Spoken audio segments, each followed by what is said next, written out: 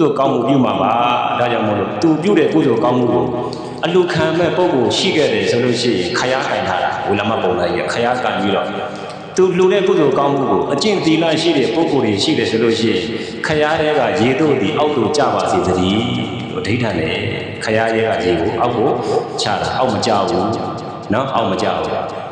သူကစဉ်းစားတယ်ဒါဆိုလို့ရှိရင်ကိုကျင့်သီလတယောက်မှမရှိဘူးနော်အလူကံဘက်ကတယောက်မှမရှိတော့အဲ့လိုတွေးပြီးတော့ဆိုလို့ရှိရင်ဒါဆိုလို့ရှိရင်အလှူကံဘက်ကတော့မရှိဘူးအလှူပေးပုဂ္ဂိုလ်ငါတဏ္ဍာကငါဝေလာမပုံလားကြီးရဲ့ကုသိုလ်ကောင်းမှုကအကျိုးပေးခဲ့တာမူမှန်ပါမူကခရတဲ့ကရေတို့ဒီအောက်တူကြပါစေဆိုအောက်တူကြပါတယ်ပြောနေတာကဝေလာမပုံလားကြီးဟာဇပူတိတ်တကြောလုံးကို9နှစ်9လ9ရက်တိုင်နဲ့လှူခဲ့တဲ့ကုသိုလ်ကောင်းမှုကအလှူကံပုဂ္ဂိုလ်မြတ်တဲ့ပုဂ္ဂိုလ်တယောက်မှမပါဘူးတဲ့ငါးပါးတီလတီတဲ့သူတယောက်မှမပါဘူးနော်ဒါကိုဘုရားမြတ်စွာဘုရားပြောပြတယ်တကားတော့တဲ့အဲ့ဒီတော့ကဝေလာမပုံနာကြီးဆိုတာတခြားသူမဟုတ်ဘူးငါဘုရားရှင်ကိုတော်မြတ်ဖြစ်ခဲ့တယ်ဆိုပြီးတော့အဲ့ဒီတော့ကဝေလာမပုံနာကြီးလှူတဲ့အလှူတဲ့ဆိုလို့ရှိရင်တင်ဒီကနေ့စကွဲထမင်းနဲ့ပုံရင်ဟင်လှူရတာကပုံမြတ်တယ်လို့ပြောတာဘာလို့ကြောင့်လဲဆိုလို့ရှိရင်ငါးပါးတီလတီတဲ့သူလှူရလို့ဘာလို့လှူရလို့လဲအဲ့လိုရှိရင်ဦးဇင်းပြောခဲ့တာဒီရွှေအိုမြုပ်ရမယ်အရာဌာနဘဏ္ဍဌာနပြောတာလေဘဏ္ဍဌာနလေအစားထမ်းလာတဲ့လူစင်နဲ့တော့လည်းပြောတော့မှာပဲလက်ချိုးကြည့်အောင်နံပါတ်1ကဘာဖြစ်သွားမလဲစေတီနံပါတ်1ကနံပါတ်2ကနံပါတ်2ကတန်ခါနံပါတ်3ကငါးပါးသီလတည်တဲ့သူနံပါတ်3ကဘာလဲလဲငါးပါးသီလတည်တဲ့သူဒါယကတတိငါဘုရားရှင်ကိုတော်မြတ်ညွှန်ပြတဲ့ရွှေရိုးမြောက်ရရဲ့အရာဌာနမှာစေတီယမိဇတံငေဝပုဂ္ဂလေအတိတိတုဝါနံပါတ်1စေတီကိုလည်းမတွေ့ခဲ့ဘူးဆိုရင်ဒီလိုပြောတာနော်မတွေ့ဘူးလို့ပြောတာမတွေ့ခဲ့ရင်တန်ဃာတွေမှာလူပါတန်ဃာတွေကိုမတွေ့ခဲ့ဘူးဆိုလို့ရှိရင်ငါးပါးသီလတည်တဲ့သူကိုလူပါ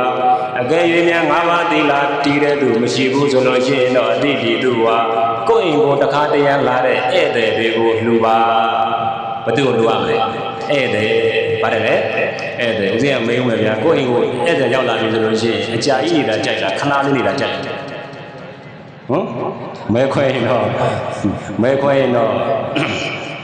ခဏလေးနေတာပဲကြိုက်တယ်ဗျာထမင်းချက်ပြရမှာဆိုတော့ဟုတ်လားဧည့်သည်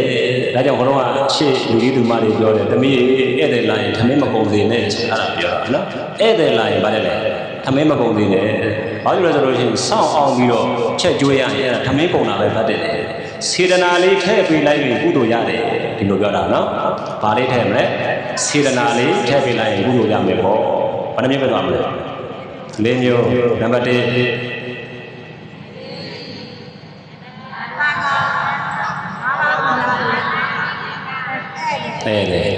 ဒီတရားပြလို့ရှိရင်လူရှင်တွေကမဲဖောက်ပြောနော်တရားကိုပြန်ပြောနိုင်တဲ့သူတွေကိုစုချပါမယ်ဆိုပြီးအဲ့ဒါတရားကိုမှတ်မိတယ်ဟုတ်လားလေးမျိုးပဲသွားရင်နော်စေတီရဲ့ပြလို့ရှိရင်တန်ခါရဲ့ငါးပါးသီလတည်တဲ့သူရဲ့ဧည့်သည်ရဲ့ဘယ်နည်းပဲသွားရင်လေးမျိုးစေတီယမိဇတံငေဝပုဂ္ဂလေအတိတိတုဝါတဲ့ဒီလေးမျိုးကိုမတွေ့ခဲ့ဘူးဆိုလို့ရှိရင်ဒါယကတတိသင်တို့ရဲ့အိမ်မှာရှိနေတဲ့မာတတိပိတတိဇာတိအနောဇထမိပါတတိကိုယ့်ရောဘဝအသက်ပေးပြီးတော့မွေးကြရတဲ့အမေဆိုတာရှိတယ်အမေတဲ့သူဘုရားညွှန်ပြတယ်နော်အမေပေါ့အမေဆိုလို့ရှိရင်မြတ်စွာဘုရားကကျေးဇူးတွေအများကြီးထဲမှာ၃မျိုးပဲထုတ်ပြတယ်ဘယ်နှမျိုးလဲဆိုလို့ရှိရင်အာပါတကာဘာလဲဆိုလို့ရှိရင်ဘေးရန်မကြအောင်စောင့်ရှောက်တယ်ဒီမိပါနော်ဘေးရန်မကြအောင်ပောတကာဆိုတာမစားတတ်ခင်ကလေးကကျွေးတယ်မစားတတ်ခင်ကလေးကကျွေးတယ်အသက်ကြီးတဲ့အချိန်ကြီးလည်းကျွေးနေတာပဲဣမတ္တလောကတ္တဓာတိတာတော့ဤလောကကြီးကိုလာခွင့်ပြုတယ်ဒီလိုပြောတာနော်တခြားလေးစဉ်းစားကြည့်ဒီလောကကြီးကိုဗါတယ်လေလာခွင့်ပြုတယ်ဆိုတော့လာခွင့်မပြုတဲ့ပုံကိုရောမရှိဘူးလားရှိတာပေါ့တို့တွေကလာခွင့်ပြုတဲ့အထက်မှာပါသွားတာနော်မိဘတွေပေါ်မှာကျေးဇူးတရားအဲ့ဒါပါလဲဆိုလို့ရှိရင်တို့ပေါ်မှာလာခွင့်လည်းပြုတယ်ပြီးတော့ဘေးအန္တရာယ်တွေမကြောက်ရောက်အောင်စောင့်ရှောက်ပေးတယ်ဒါကြောင့်မလို့တို့တွေရဲ့ဘဝမှာအသက်ပေးပြီးတော့မွေးခဲ့တဲ့အမေတွေရှိသေးတယ်ဆိုလို့ရှိရင်အဲ့ဒီအမေတွေကိုစောင့်ရှောက်ပါဒီလိုဟောတာပေါ့နော် ဒါကြောင့်မလို့မြတ်စွာဘုရားကရွှေဦးမြုပ်တာနဲ့အလားတန်တူတဲ့ကုသိုလ်မျိုးကိုပြောတယ်လို့ပါပဲဘဝမှာကြီးဝါချမ်းသာခြင်းတဲ့ပုဂ္ဂိုလ်ကရောကိုယ့်ရဲ့မိဘတွေကိုဂရုမစိုက်သိဘူးလားဂရုစိုက်တဲ့နဲ့ဒီနေ့မတနာမယ်ဖြစ်နေတဲ့အောင်တမာရီဟိုအောင်ဆိုတာရှိတယ်နော်သူတို့တွေမချမ်းသာကြင်ကတော့ကပါလို့လဲဆိုတော့မချမ်းသာကြင်ရွှေတွေပါတွေလောက်တော့တိတ်ပြီးတော့မချမ်းသာသေးဆရာတော်ဦးလက္ခဏာတရားကိုနာပြီးတဲ့အချိန်မှာဆရာတော်ကနေပြီးတော့ဒီတက္ကဥအောင်ကနေပြီးတော့ဆရာတော်ဘုရားတပည့်တော်တို့အိမ်ကိုအနေကစားတင်ကြွပါဗျာအိမ်တက်ကြွပါဗျာဆိုတော့ပြင်တော့ဆရာတော်ကသွားတော့သွားရင်းနဲ့မင်းတော်တက္ကဥအောင်မင်းမှာမိဘတွေရှိလားရှိပါတယ်ဗျာမိဘတွေကိုဘယ်လိုထားလဲစောင့်ရှောက်လားဆိုတော့စောင့်ရှောက်ပါတယ်ဗျာဘလို့စောင့်ရှောက်တာလဲဆိုတော့အစဉ်ပြေလည်းပြည်တယ်လို့ပြေးပါတယ်မပြေလည်းမပြေတယ်လို့ပေါ်ပြမယ်ပြောတော့ဆရာတော်ကြီးအဲ့လိုမဟုတ်ဘူးတကားအောင်မိဘကိုဂရုစိုက်တယ်ပြေးတဲ့အခါမှာတေချာလေးတတ်တတ်မှတ်မှတ်ကလေးပေးရတယ်တဲ့ဆရာတော်ဆရာလေးသိပေးလိုက်တယ်နော်အဲ့ဒီကစပြီးတော့အောင်တမာရီကဟိုအောင်ကသူ့အမေကိုသူကလခပေးထားတယ်တလောက်ဦးဇင်းမှတ်မိသလောက်ပြောရမယ်ဆိုလို့ရှိရင်တလောက်30ကျော်လောက်ထိခံစား권ရသွားတယ်တူပါတယ်နောက်ဆုံးကျသူ့မိကဆုံးသွားတာပေါ့နော်အဲ့ဒါလေးကိုကိုကြည့်ပြီးတော့ဦးဇင်းတို့အဲ့ဒါလေးနာဖို့တွေငယ်ငယ်လေးကနာဖို့တော့ငါလည်းပေးမယ်ဆိုပြီးတော့ကို့အမေကိုအဲ့လိုတစ်လ3000ကနေပေးထားတာကိုပေးလဲဖြစ်လဲဖြစ်ပေါ်ပြတ်သွားမပေးမိဘူးနော်ပြောရင်လည်းဒီထဲမှာဒကာမပေါင်းတော်ကောင်းလို့ကိုယ့်ရဲ့ဘဝမှာအမေဆိုတာအရေးမကြီးဘူးလားအရေးကြီးလားတခြားသောကုသိုလ်တွေကတခြားအချိန်မှာလုပ်ရင်ရတယ်နော်တခြားသောကုသိုလ်တွေဟိုဒီနေ့ဆိုလို့ရှိရင်ရှင်ပြုရန်ကတခြားကုသိုလ်တွေကတခြားအချိန်မှာလုပ်လို့မရဘူးလားရတယ်တို့ကိုမွေးထားတဲ့ဒီအမေပေါ့ရှေးဥဆောင်ရဲ့အမေကိုပြောနေတယ်နော်ကိုယ့်ကိုအသက်ပေးပြီးတော့မွေးတဲ့အမေကြတော့အချိန်တိုင်းရှိပါမလားမရှိဘူးနော်မရှိဘူးဒါကြောင့်အမေကကောင်းသည်ဖြစ်စေဆိုးသည်ဖြစ်စေတို့တွေကိုလူလောကကြီးကိုရောက်အောင်ပို့ဆောင်ပေးတဲ့ဒီအမေကိုပြန်ပြီးတော့တို့တွေပြန်လဲပြီးတော့ကျွေးမွေးနိုင်တဲ့အနေအထားမျိုးမှာပြန်ပြီးတော့စောင့်ရှောက်ရမယ်ဒီလိုပြောတာဟုတ်နော်အဲ့ဒီခါမှာလည်းပဲသားသမီးတွေကလည်းမျိုးမျိုးရှိတာဟုတ်လားဒီသားသမီးကမွေးလိုက်လို့ဒီသားသမီးကိုမွေးလိုက်လို့ဒီမိဘကောင်းသားနေပြီဆိုလို့ရှိရင်ဒီမိဘကိုဂရုစိုက်တယ်ဆိုလို့ရှိရင်တော့ကောင်းတာပေါ့ဒါဒီသားသမီးကဒီမိဘမှာကျွေးသိချတာကောင်းတာပေါ့နော်အဲ့လိုမှမဟုတ်ခဲနဲ့တချို့မိဘတွေကကောင်းနေပြီမဲ့လို့သားသမီးဇိုးတွေနဲ့ရောမတွေ့ဘူးလားတွေ့လားဒါတို့ဆိုလို့ရှိရင်တော့ဒီသားသမီးရဲ့ထံမှာအကျွေးဟောင်းကိုဒီမိဘပြန်ဆက်နေရတာအကျွေးယူတဲ့သားသမီးပေါ့ဟုတ်တယ်မလားအကျွေးယူတဲ့သားသမီးရဲ့အကျွေးဆက်တဲ့သားသမီးတချို့ကျတော့တိတ်ဆိုးတာနော်အရန်ဆိုးတဲ့သားသမီးတွေကြတော့သူတို့ကဒီမိဘထံကဘာယူရမလဲအကျွေးတွေယူဖို့မိဘနေရပြန်လို့ဆိုတော့ဒီသားသမီးကိုအကျွေးတွေပေးနေရတယ်လို့အဲ့လိုလေတန်ခါးမျက်စိနဲ့မြင်အောင်ကြည့်ဖို့နော်ဒါပဲဖြစ်ဖြစ်ဦးဇင်းတို့တော်ကောင်းတို့ရဲ့ဘဝမှာနံပါတ်1အရေးကြီးဆုံးကတတိကျင်ရှားရှိနေတဲ့အချိန်မှာအမေကိုတန်ဖိုးထားဖို့မလုံလားလို့လိုတယ်ဦးဇင်းကမေတော်ကြီး88နှစ်ရှိနေပြီအမေဦးဇင်းကအဖေမရှိတော့အမေပဲရှိတယ်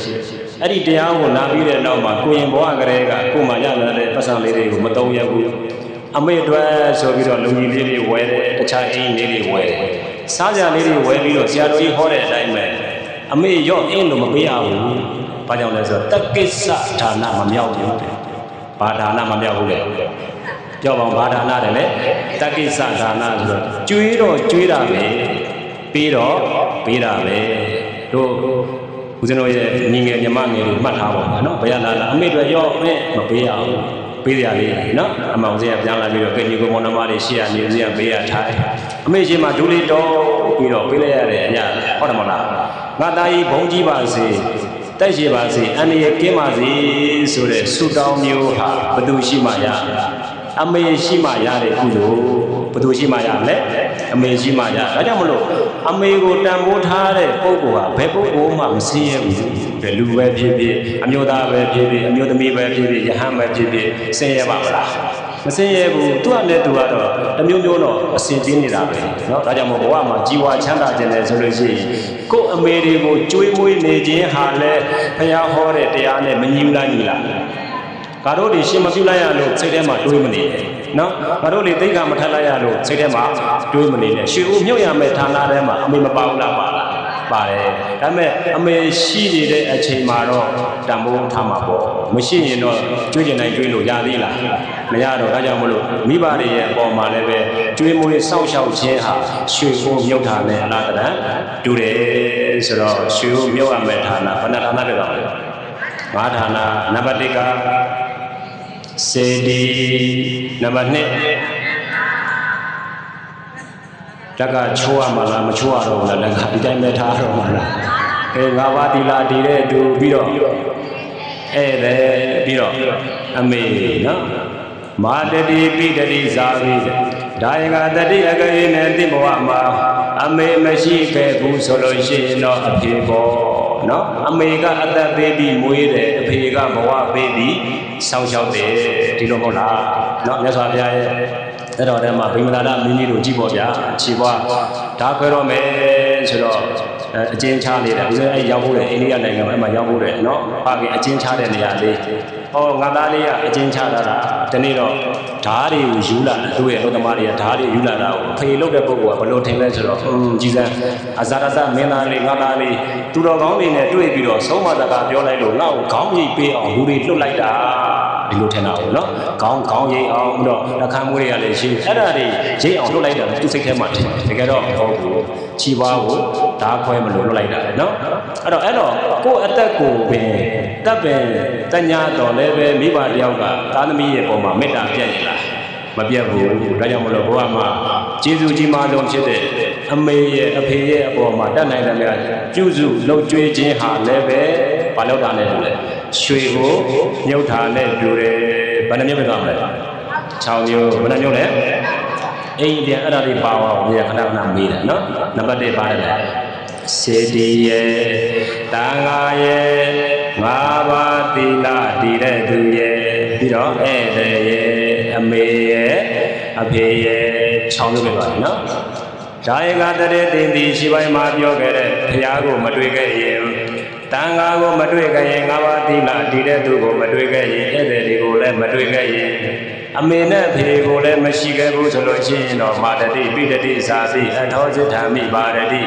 ဒုတတိရဲ့ဘဝမှာမွေးဖွားလာတဲ့အခါမှာအကိုကြီးအမကြီးဆိုတာရှိတယ်ဘဝမိသားစုထဲမှာကိုကအငယ်ဆိုရင်ကိုယ့်တဲ့ဘသူရှိအကြီးပေါ့ကိုကအငယ်ဆိုရင်ကိုယ့်တဲ့အကြီးပေါ့ဟုတ်လားအကိုဖြစ်ရင်လည်းဖြစ်မယ်အမဖြစ်ရင်လည်းဖြစ်ညီကိုမောင်နှမတွေစီစီလုံးလုံးနဲ့နေပြီဆိုလို့ရှိရင်လည်းဒါဘဝမှာစိတ်ချမ်းသာတော့မယ်ဒီလိုမဟုတ်လားတချို့ကြလို့ရှိရင်ညီကိုမောင်နှမတွေမခေါ်ကြတော့ဘူးမပြောကြတော့ဘူးဆိုလို့ရှိရင်လည်းဘဝမှာစိတ်ချမ်းသာတယ်လို့ပြောလို့မရဘူးပေါ့နော်ဒါကြောင့်ကိုကအငယ်ဆိုလို့ရှိရင်တော့ကိုယ့်ထက်ကြီးတဲ့ပုဂ္ဂိုလ်အကိုဖြစ်ရင်လည်းဖြစ်မယ်အမဖြစ်ရင်လည်းဖြစ်မယ်ပေါ့ကိုယ့်ပေါ်မှာကျေးဇူးမရှိဘူးလားရှိလားရှိခဲ့တယ်ဦးဇင်းကမိသားစုထဲမှာအငယ်ဆုံးဆိုတော့အဲ့တရားကိုတွေးလိုက်တိုင်းကိုယ့်ရဲ့အမတွေအကိုတွေကိုအဲ့လိုစောင့်ရှောက်ပေးတယ်ပေါ့နော်တတ်နိုင်တယ်များဘာကြောင့်လဲဆိုတော့ဘာပဲဖြစ်ဖြစ်ကိုကအငယ်ဆုံးဖြစ်တဲ့အတွက်ကြောင့်ဒီပုဂ္ဂိုလ်တွေဟာကိုယ့်ရဲ့အကိုတွေအမတွေဟာကိုယ့်ပေါ်မှာတေချာပေါက်ကျေးဇူးမရှိဘူးလားရှိလားရှိတယ်ဒါဘုရားညွှန်ကြားတဲ့နေ့အတိုင်းပါပဲနော်ဒါကြောင့်ဒီကနေ့အလုံးတော်တော်ကောင်းတို့ကဒီကနေ့အလို့ရှင်တကာယူပေါင်းကြီးတို့ဝိုင်းတော်ထေပြီးသားဆိုတော့ကနေပြီးတော့သာသနာတော်တို့သွင်းချင်းမြင့်တဲ့ကုသိုလ်ကောင်းမှုဘက်မှာဖြစ်ဘုရားရှင်ကိုတော်မြတ်ညွန်ပြထားတဲ့ရွှေအိုးမြုပ်ရဌာနဘဏ္ဍဌာနလေတရားခါပြီးတော့မယ်တရားကပါတယ်လေဟုတ်အစပြားဆိုင်တော့ပြန်ရည်ပြီးတော့နံပါတ်1ကပါတယ်လေကဲညီညီညာညာလေးပြန်ကြည့်နံပါတ်1ကစေတီရဲ့သံဃာရဲ့ငါးပါးတိလတည်တဲ့သူရဲ့ဧည့်သည်ရဲ့အမေရဲ့အကိုကြီးမကြီးရဲ့ဆိုတော့9မျိုးဘယ်နှမျိုးလဲ9မျိုးဒါကြောင့်အလုံးသောတရားဓမ္မနားထောင်နေကြတဲ့တရားဓမ္မပေါင်းသူတော်ကောင်းတို့ဒီတရားဓမ္မကိုနာကြားပြီးတဲ့နောက်မှာငါတို့တွေကုသိုလ်ကောင်းမှုကြည့်ရမယ့်ဌာနတွေကိုဘာဖြစ်သွားစိတ်ထဲမှာဉာဏ်ထဲမှာရှင်းသွားရွေးချယ်တတ်သွားပြီပေါ့နော်။ဩငါတို့တွေဘလို့နေရာမျိုးမှာလှူရမလဲဆိုတာလေးကိုမသိဘူးလားသိသွားလား။သိသွားကြကြမလို့မိတို့ရွေးချယ်ပြီးတော့လှူဒန်းနိုင်ကြပါစေရွှေအိုးမြုပ်နိုင်ကြပါစေလို့တိုက်တွန်းရင်းနဲ့ပါဏိနောတတဝမန္တမြတို့သည်ဂုံမကင်္စလန်းစုံလန်းယုံကို၎င်းဝင်ကင်္စလန်းကောင်းလန်းခြင်းကို၎င်းဝိဝေစစ်တော်ရှောင်းရှားပယ်ခြင်း၍